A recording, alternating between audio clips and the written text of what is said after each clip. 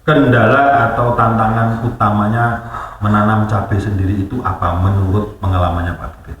Tantangan yang paling sering dirasakan oleh petani-petani cabai itu apa? Di Parang, khususnya di Desa Lobang itu yang disukai itu jenis keriting Pak, cabai keriting.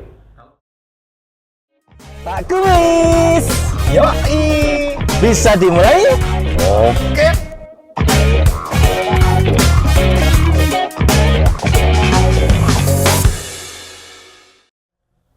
Kendala atau tantangan utamanya menanam cabai sendiri itu apa menurut pengalamannya Pak Bibit? Tantangan yang paling sering dirasakan oleh petani-petani cabai itu apa saja? Kebetulan di Lobang kan tanamnya musim hujan ya Pak ya. Di musim hujan. Oke. Itu yang ditakutkan atau kendala yang paling berat adalah hama. Maksud kami penyakit. Oh, penyakit. Penyakit. Ya. Jadi penyakit layu busarium, layu bakteri, terus jamur phytophthora gitu. Cara pengendalian yang kami lakukan itu saat ini adalah mungkin kita memperhatikan jarak tanam juga perlu Pak. Jarak tanam cabai ya. Selain yang disampaikan Pak Bibit ini untuk mengendalikan secara preventif atau sebelum kejadian itu, selain dengan jarak tanam boleh ditambahkan apa saja Mas? Untuk pengolahan tanah mungkin Pak. Nah, jadi untuk persiapan lahan itu sebisa mungkin itu diolah secara baik. Mungkin kalau saran berarti kalau boleh tahu itu berarti syarat untuk olah tanah itu wajib ada gitu ya? Iya. Ya, karena mau gimana pun tanaman itu kan tumbuh awal itu kan di tanah. Jadi dia ibaratnya itu rumah bagi tanaman. Kalau rumahnya itu kita buat senyaman mungkin, harapannya kan tanamannya juga bisa Maksimal. bisa maksimal gitu. Mungkin Mas Panca mau nambahin juga keterangan Mas Heru, ada yang perlu dipersiapkan atau diantisipasi agar tidak banyak hama atau penyakitnya itu di musim penghujan apa Pak? Selain itu? Mungkin kalau tambahan dari saya, itu kalau saya kan lihatnya dari tahun untuk di Desa Ngelopang ini kan saya mengamati baru ya istilahnya dari 2000, baru masuk ya? 2023 akhir. Itu yang saya amati memang yang pertama yang sudah dijelaskan Pak Bibit mungkin jarak tanam yang paling menonjol ya. Karena saya amati sama teman-teman petani Ngelopang itu memang agak dekat agak mepet. Benar. Berarti umumnya itu dia rapat gitu ya. Jadi saya hitung itu tidak sampai 30 cm kalau nggak salah. Normalnya ya. Mas, normalnya kalau tanam cabai untuk normalnya itu 40 sampai 50 cm. Untuk lebarnya. Lebar. Kemudian jaraknya? Jarak tanamnya itu. 40 itu ya, iya, kurang lebihnya itu. 40 sampai 50 cm.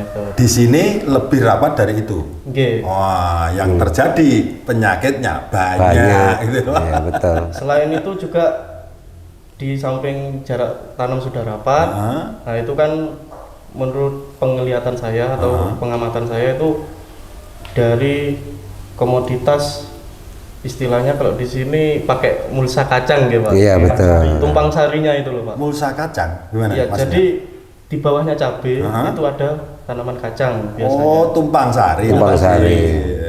Itu dengan 2 komoditas atau lebih dari komoditas? Hanya 2 saja? Dua. Nah, soalnya kalau di Jawa Barat Pak, satu lahan itu bisa 3-4 komoditas Pak. Ada cabai, ada tomat, ada sawi. Bukan tumpang sari Pak, tumpang tindih. Iya, bener loh. Di Jawa Barat kemarin saya pernah podcast kayak gini, narasumbernya. Kenapa alasnya? Memanfaatkan tanah. Jadi sekali nyemprot obatnya 1, kita dapat banyak. Lah kalau busuk semua ya banyak. Itu namanya tumpang tindih. Iya, betul. Iya, masing-masing daerah beda ya? Beda. Berarti hanya 2 komoditas ya, Berarti kacang sama cabai. Ya mungkin memang alasannya ditanam kacang sama cabai. Mungkin perhitungannya petani kan kalau saya tanya-tanya ke beberapa petani Lopang itu misalkan cabainya panen, nanti kan kacangnya itu hasil panen kacangnya bisa buat bayar tenaga panennya gitu Pak. Gitu. Memang tidak saya tidak menyalahkan maksudnya. Ya. Tapi kan mungkin kalau nanti di musim berikutnya, ini kan sudah mendekati musim. Ya, sekarang ini ya. Ya. Nanti kedepannya mungkin kalau jarak tanamnya sudah lebih baik, Ya. kemungkinan penyakit yang masuk juga bisa Ditekan, minimal. bukan tidak ada ya, bisa Ya, diminimalkan. jelas, ya. Meskipun ada kan cara mengatasinya Lebih mudah. Lebih mudah. Apalagi jaraknya sudah pas, kacangnya nggak ada. Monokultur mungkin. berarti kan, Iya. itu lebih bagus lagi. Iya. Tapi selama ini di sini memang trennya atau kebiasaannya ditumpang sari dengan kacang atau banyak yang monokultur juga Pak Pipit? Di sini khususnya di Desa Nglobang itu tanam cabai tersebut tumpang sari, Pak. Pasti ya. Pasti. Kalau saya pribadi sudah pernah uji coba. Jadi untuk khusus cabai gitu nggak jadi, Pak. Kedai tumpang sari. Kelihatannya saya amati di lahan itu sirkulasi udara atau kelembapan tanah tersebut bila mana tidak ada tumpang sari seperti kacang tanah itu kelihatannya terlalu panas suhunya. Kering ya, kering, karena memang tak ada hujan. Itu Terus salah satu keuntungan kita tumpang sari dengan kacang adalah kacang tersebut kan bisa mengikat N akarnya itu. Jadi berarti Mas Heru, Mas Panca beda cerita nih ya. iya, Beda cerita. Bukan tidak mau tumpang sari, tahu sebenarnya kalau tanah yang normal Iya. tidak seperti di sini, kemungkinan tuh monokultur akan lebih bagus. Iya. Tapi dengan kondisional kering dan lain sebagainya, sehingga tujuan kacang ini selain menghasilkan juga untuk kelembapannya kelembapan ya Pak? suhu seperti itu. Oke. Kami Pak, aktif untuk uji coba seperti itu. Umpama tumpang sari dengan kacang, sistem tanamnya berbeda-beda, itu yang pernah kami uji di lahan saya, itu yang baik itu di tengah. Kacangnya? Jadi kacangnya di tengah. Jadi Misalkan, bahasanya ya. plekmo, Pak, plekmo. Jadi umpama tanam kacang ini gulutan gitu ya, gulutan. Ini cabe, kacang. Ini Pak, daripada saya nggak mudeng ya. Nggih. Nah, ini gulutan. Nggih.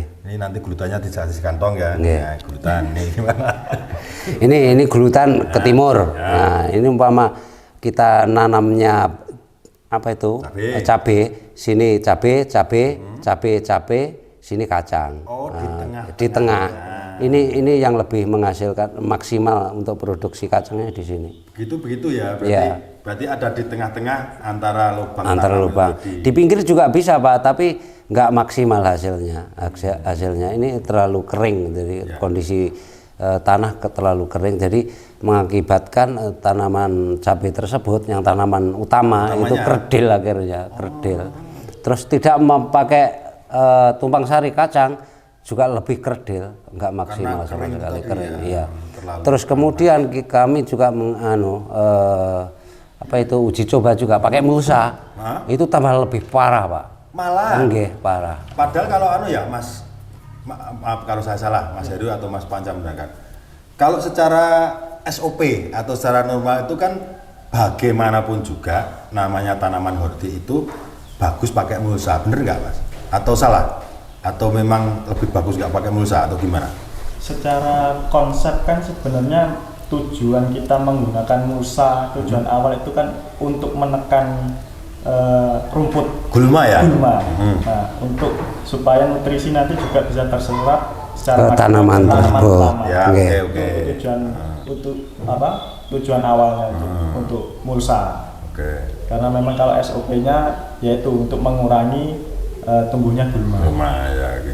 Misalkan apa sudah pernah menurut pengalaman Mas Panca atau Mas Heru itu di luar petani ya, cari dari petugas ya, itu antara pakai mulsa dengan mulsa itu nanti maksimalnya tanaman itu bagus yang mana sebenarnya? Kalau boleh tahu. Harusnya tetap maksimal yang dengan mulsa. Dengan mulsa ya. Tapi mungkin di sini kan kondisinya agak berbeda. Ya, beda cerita ini. Iya, Ini iya, beda iya. cerita. Di Beda sini kan, cerita. ini yang umum. Saya yang tanyakan kan umum ya, Iya. yang umum kan. Setahu saya itu di sentra-sentra cabai itu kebanyakan pakai mulsa, Pak. Pakai mulsa yang dilubangi. Iya, betul. Pakai mulsa karena memang salah satu kelembapannya juga terjaga. Iya. Tumbuhan gulma juga berkurang, kemudian nutrisi yang disampaikan itu langsung ke makan serap di tanaman. Tapi kalau yang di Ngelopang kan dengan kondisi seperti itu kan tidak memungkinkan. Gitu. Bisa Pak, memungkinkan. Mungkin dengan pakai mulsa mungkin akan lebih maksimal sebenarnya. Tapi secara pengairan kita harus pakai drip mungkin. Nah, itu ilmu yang pakai drip ini belum saya praktekkan di lapangan. Jadi kemungkinan mungkin kalau pakai sistem pengairan drip ya, itu akan lebih air efisien, terus tanaman tersebut akan mendapatkan pengairan yang rutin cukup. Kan begitu. Lahan kan karena lahan kering kan, terus curah hujan itu tidak mesti hujannya kan seperti itu. Nah, kalau mengacu musim yang akhir-akhir ini kan kacau Pak ya. Iya betul. Namanya kemarau kadang ada hujan. Kadang sehari. Musim hujan juga hujan-hujan. Iya, ya, seperti ya, itu. Mas? Nah. Katanya beran-beran itu musim penghujan.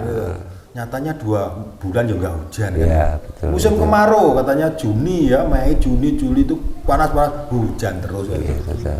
Kemungkinan Pak Bibit bisa dikembangkan ke depannya. Jadi menyikapi tanah yang kering ini di Ngelopang ini, selain untuk horti ya itu tadi irigasi yang pakai drip itu. Drip, iya.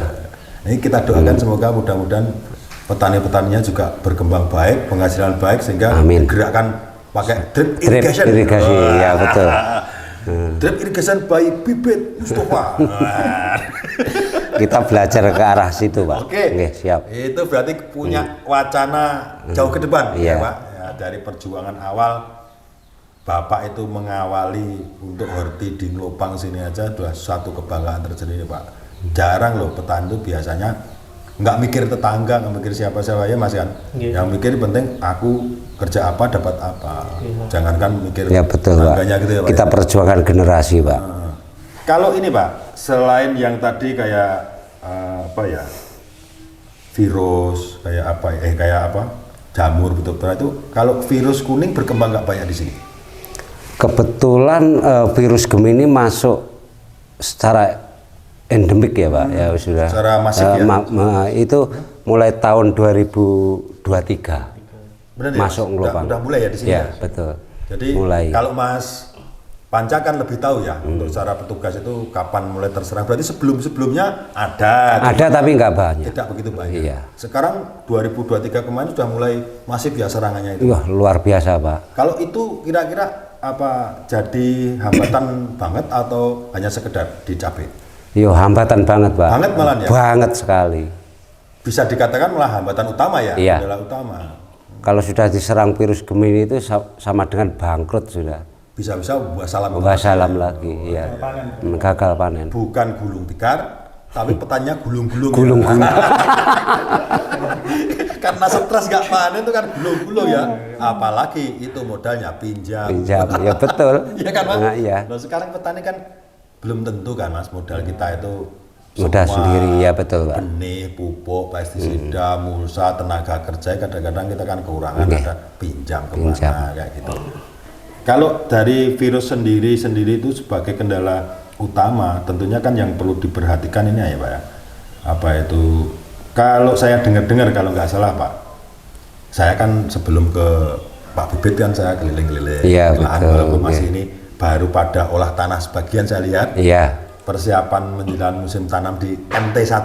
Iya. Ya, ini bener ya Mas ya? Ini Ya. kan di MT1. Saya berhenti tanya-tanya itu Pak.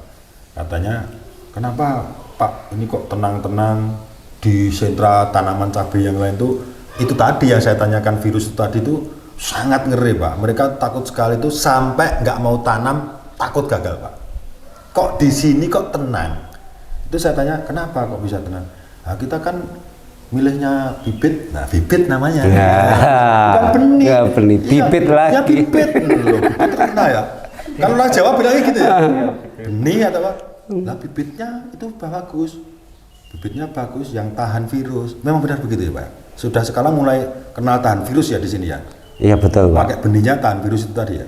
Ya kebetulan karena rekan-rekan dari kapal terbang pada tahun 2022 ya sudah mengenalkan produk unggulannya yaitu khususnya apa itu namanya? Siostapi Pak. Siostapi. Ya. Cabai keriting Siostapi. Iya betul Itu yang ditanam sekarang ini. Iya betul.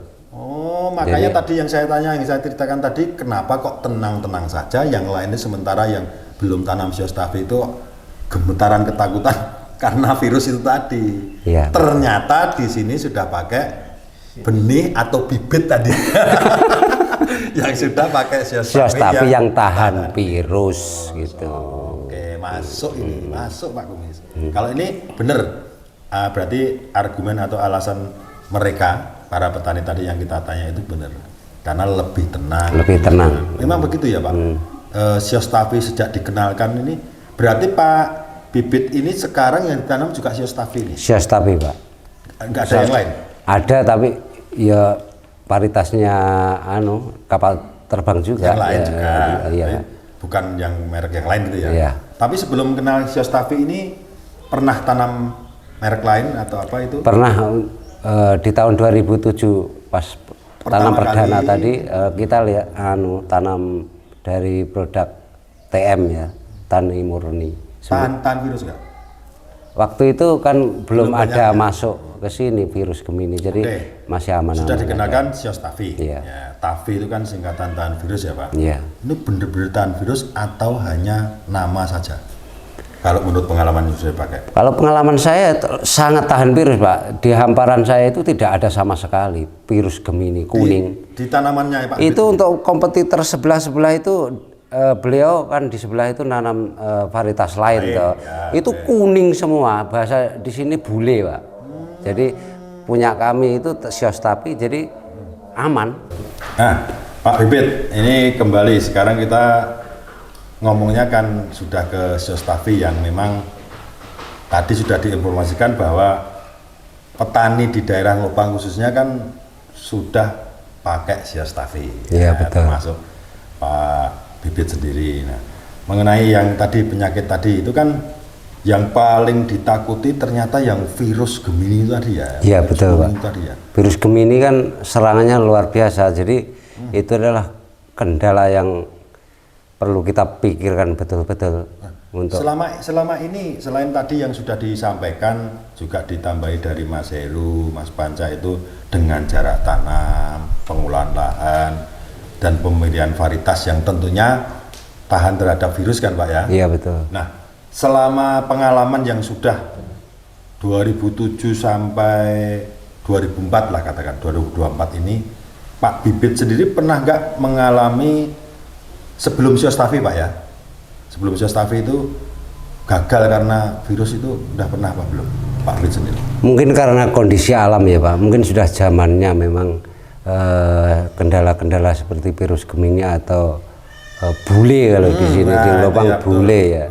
Nah, mungkin pada zaman dulu itu belum ada memang virus Masih Gemini itu, 1, mungkin 2 masih 1-2 karena mungkin ini karena pengaruh cuaca dan iklim yang buruk, mungkin ya virus Gemini masuk. Jadi kita harus pinter-pinter memilih varietas yang bagus, yang unggul sebelum terjadi kendala-kendala di lapangan. Terjadi serangan seperti itu Ya, tapi karena sudah ada varietas Siostafi khususnya di Lopang, itu kita aman-aman Berarti saja. aman, Gek? Ya, Nah, untuk makanya- ke depan kita aman. Makanya kok saya lihat itu dengan kondisi di lain daerah atau di sentra penanaman cabai yang lainnya Ngelopang itu rata-rata tadi sudah saya sampaikan bahwa mereka itu sampai nggak berani tanam Pak, karena yang ditakuti bukan musim lagi. Iya. Ternyata serangan virus, Virus. yang ditakuti. Nah, Ya, betul. pakai Siostafi ternyata sudah bisa menjawab ya Pak ya, Iya, istilahnya betul. menjawab kondisi apa yang dibutuhkan oleh petani cabai di sini sendiri ya Pak ya. Iya. Kalau nggak salah di Ngelopang, Parang ini pada umumnya ini kan ketinggian kalau nggak salah sudah di atas 300 mdpl 50 ya, 350-an Pak. Sudah dataran menengah ya berarti ya. Menengah ya, betul. Kalau dari ini Mas yang saya tanyakan, boleh nanti Mas Panca atau Mas Heru yang jawab sehubungan dengan ketinggian lokasi ini, apakah semakin tinggi lokasinya itu mengenai penyakit yang virus ini itu akan semakin masif lagi, semakin serangannya semakin tambah lagi, atau sebaliknya? Boleh dijawab monggo, yang jawab siapa? Bisa jawab Pak ya. Ya boleh. Kalau menurut sepengetahuan saya, ini mengutip dari idola saya, Pak boleh. Andi Wahyono. Wih. Dia pernah mengatakan kalau Ahlinya ahli. Ahlinya ahli ya. Jadi beliau itu sempat mengatakan virus kuning ini saya kategorikan penyakit gitu Pak ya. Itu virus Gemini ini salah satu penyakit yang tidak mengenal ruang dan waktu. Oh yes, kapanpun, dimanapun, apapun ya. Di lokasi manapun, sekarang virus Gemini ini sudah merajalela gitu, entah itu di dataran rendah atau sampai bahkan di Dataran tinggi. Nah, solusinya yaitu kita harus pakai benih yang memiliki ketahanan virus Secara genetik secara ya. genetik. Oke. Itu sudah pakem, hukumnya wajib ain. Ya, tidak boleh dibantah. Nah, karena apa? Seperti yang kita tahu mungkin kalau Pak Bibit tadi menyampaikan kendala yang selain virus itu kan ada layu dan lain-lain, kita masih bisa antisipasi. Oke. Nah, beda cerita dengan virus. Virus itu sampai detik ini itu belum ada obatnya. Langkah pencegahannya adalah kita menggunakan benih yang tahan virus. Nah, beberapa case di lapangan yang kita teman-teman lapangan sudah temui kemarin itu kita diskusi dengan petani yang di area Ngawi. Itu kan juga Ada pengalaman ya, Pak? ada pengalaman. Jadi kita menampung keluhan-keluhan petani yang ada. Terutama kemarin itu di Ngawi. Di Ketinggian berapa Mas itu? Kalau yang kemarin? itu di Gunung Lawu Pak, itu ketinggian kurang lebih antara 900 sampai 1200. Lebih dari 700 kan ya? Iya. Harusnya kan kalau di sana itu ternyata untuk serangan virus pun juga sudah parah. Oh, nggak di sini saja ya berarti ya? Iya. Nah, kemarin setelah beberapa petani yang coba Siostafi itu mereka mendapatkan hasil yang positif. Ini Pak, Mas, kalau saya potong dulu. Sehubungan dengan virus tadi, virus kuning ini tadi ya. Ini di ketinggian yang segitu itu Siostafi kemampuannya bagaimana? Untuk kemampuan performa tanaman itu terbilang paling baik di antara yang lain. Karena apa? Dia bisa yang pertama untuk serangan virusnya dia minim.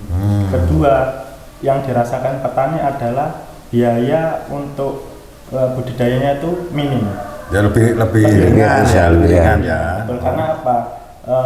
Untuk serangan penyakitnya tadi itu minim, ya. jadi dia sudah memiliki ketahanan. Betul, karena serangannya minim, penggunaan pestisida juga minim, kan otomatis selaras. Ya biayanya semakin kecil lah ya. Dan tidak kalah penting hasilnya bisa maksimal. Oke, berarti bener Pak Bibit, nggak salah kalau petani-petani di Ngelopang dan saya termasuk di kelompoknya Pak Bibit ini dengan pemilihan varietas yang tepat. Seperti Siostafi di sini tadi memang untuk pencegahan yang memang wajib yang harus syarat utama lah istilahnya, selain antisipasi yang lain dengan jarak tanam dan lain sebagainya. Nah, mungkin Mas Panca ini karena selaku petugas lapang dari BISI, terutama mengenai Siostafi ini, komentar para petani di lingkungan Ngelopang ini sendiri terhadap Siostafi sampai sekarang bagaimana Mas? Apa memang dia sekali, ibaratnya gini, kita ngelihat cewek itu yang ketawa. Kalau ngomong cewek dia ketawa pasti. Ketawanya jelek lagi. Sudah nikah belum? Sudah, Pak. Sudah. Kok laku ya? Enggak, canda ya. Canda. Ya, begini, karena kita seperti umum ya wajar kalau cowok itu lihat cewek yang cantik, kemudian dia bagus juga, etikatnya itu kan kita kan jatuh cinta gitu. Ya. Nah, maksud saya petani Ngelopang ini tan cabe Mas Panca yang saya tanyakan itu setelah dikenalkan tadi Pak Bibit bilang sejak 2022 ya? 22 kalau Sios 22. Sios 22 kan? Iya. Sampai sekarang itu tidak mau beralih, tetap jatuh cinta atau bahkan sudah saking cintanya menanam itu ulang-ulang atau bagaimana? Ya untuk yang musim tanam terakhir ya, terakhir. Saya amati di tahun 2023 di akhir tahun itu alhamdulillah performa dari Siostafi terutama maupun Igustafi. Tapi untuk yang Siostafi ini komentar petani itu cukup puas karena di samping yang pertama jelas seperti yang dijelaskan oleh Pak Heru tadi untuk ketahanan virus kuningnya. Memang penyakit kuning terbukti ya, iya, terbukti memang ya. terbukti. Itu memang benar-benar di samping kompetitor yang notabene Ada tanaman lain ya. Nggih, ada tanaman lain yang notabene belum tahan virus. Itu sudah kuning semua, tetapi Siostafi mampu bertahan, satu pun nggak ada yang kuning, Pak. Wah, berarti yang disampaikan Pak Bibit ini benar. Kan Iya, cross check betul. ya antara petani yang menjalankan sendiri, pengalaman sendiri maupun dari petugas ini kan nyambung ya Pak ya. Iya. Tadi Pak Bibit sudah menyampaikan bahwa Siostafi punyanya Pak Bibit ini tidak satupun yang kena, tapi sementara di sebelahnya, bukannya iya. yang punyanya merek lain yang bukan kapal terbang ternyata kuning semua ya Pak ya, sudah Iya. kena. Itu bahkan tidak tertular ya Pak, tidak ada penularan atau bagaimana Pak? Atau ada yang tertular sebagian atau memang tahan gitu? Kalau khususnya untuk Siostafi tidak ada sama Tidak ada sekali. satu? Pak. Iya. berarti- Upama satu hamparan gitu kan banyak varietas Pak untuk uji coba itu waktu itu.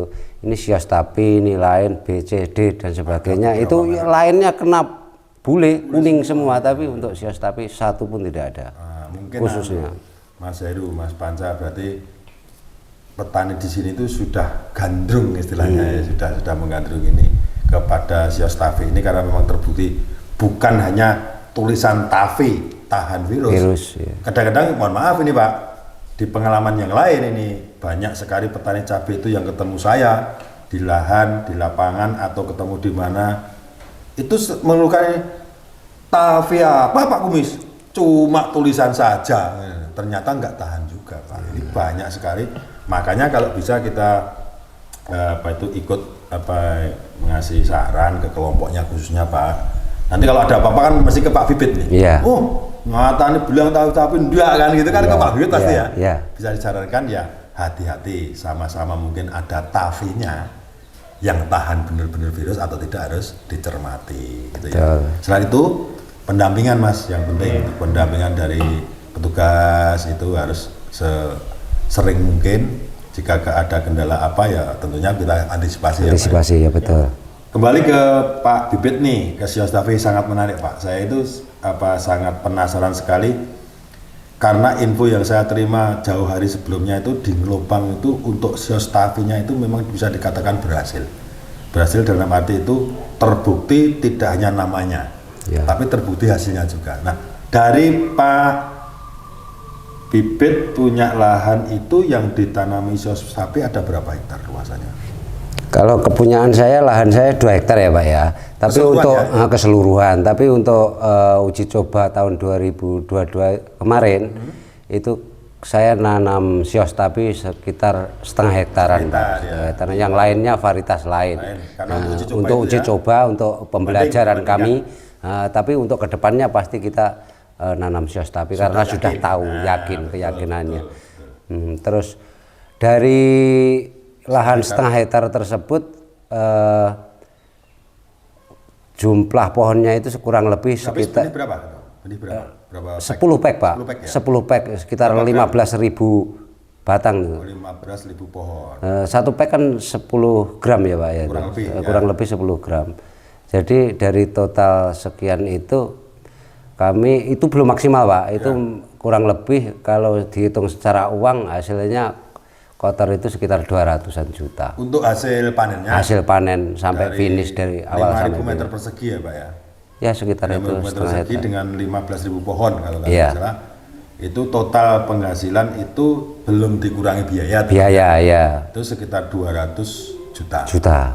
Kalau dikurangi biaya Pak, itu sekitar berapa? Dari biaya berapa puluh juta, terus dikurangi itu sehingga hasil bersihnya masih berapa Pak?